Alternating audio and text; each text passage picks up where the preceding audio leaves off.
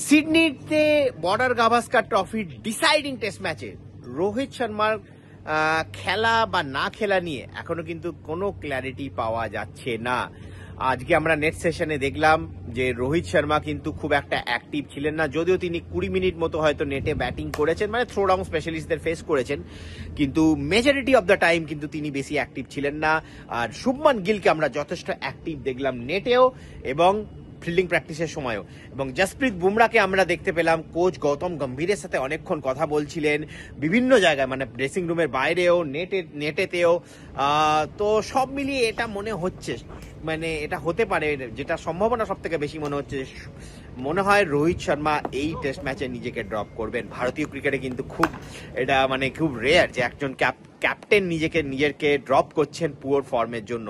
যাই হোক, প্রশ্ন অনেক, কারণ রোহিত শর্মা নিজের ফর্ম মানে তিনি রান পাচ্ছেন না, মানে তাকে দেখেও মনে হচ্ছে না যে তিনি রান পাবেন বলে, কেন তার ব্যাটিং এর মধ্যে যে জড়তাটা আমরা দেখছি, সেই জড়তাটা কিন্তু এটা কিন্তু it's not that he is just out of form. যাই হোক, রোহিত শর্মার যদি না খেলেন অবভিয়াসলি জসপ্রীত বুমরা ক্যাপ্টেন হবেন এবং শুভমান গিল ওনার জায়গায় দলে আসবেন। আর আকাশদীপ, অফকোর্স আকাশদীপ এই টেস্ট ম্যাচে খেলবেন না। Coach Gautam Gambhir, by the way, আজকে কিন্তু pre match press conference address করতে হেড কোচ গৌতম গম্ভীর এসেছিলেন, জেনারেলি রোহিত শর্মা আসেন, এবং সেই প্রেস কনফারেন্সে গৌতম গম্ভীরকে জিজ্ঞেস করা হয়েছিল অস্ট্রেলিয়ার মিডিয়ার পক্ষ থেকে কি কালকে রোহিত শর্মা খেলবেন। সেখানে কিন্তু গৌতম গম্ভীর আমাদের মিডিয়াকে বললেন যে পিচ দেখে আমরা ম্যাচ ডেতে ডিসাইড করবো। ভাবুন, ক্যাপ্টেন খেলবে কি খেলবে না টেস্ট ম্যাচে সেটা পিচ দেখে নাকি টিম ম্যানেজমেন্ট ডিসাইড করবে। এই হচ্ছে এখন টিমের অবস্থা।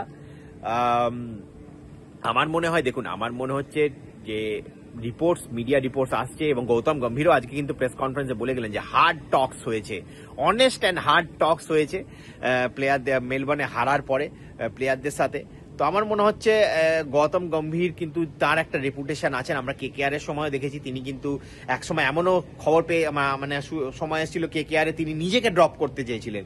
তো এক্ষেত্রে আমার মনে হয় কিন্তু গৌতম গম্ভীর কালকে হয়তো রোহিতকে এটাই বলেছেন যে তুমি নিজেকে ড্রপ করো এই ম্যাচে।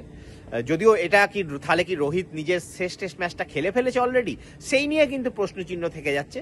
কিন্তু কালকের ম্যাচে রোহিত শর্মার না খেলার সম্ভাবনা কিন্তু প্রচন্ড প্রবল, এবং রোহিত শর্মার জায়গায় শুভমান গিল নাম্বার 3-তে খেলবেন, অবভিয়াসলি KL রাহুল ওপেন করবেন, আর আকাশদীপ কালকে খেলবেন না, তার জায়গায় আমার যেটা মনে হয় প্রসিদ্ধ কৃষ্ণা হয়তো খেলতে পারেন।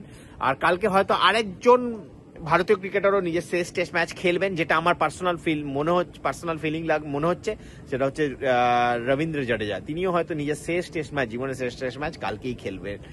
তো নজর থাকবে, খুব ইম্পর্টেন্ট ডে হতে চলেছে কালকে ভারতীয় ক্রিকেটের জন্য। কালকের দিনটা প্রচন্ড ইম্পর্টেন্ট হবে, একটা নজিরবিহীন ঘটনা হবে যখন একটা ক্যাপ্টেন নিজেকে টিম থেকে ড্রপ করছেন।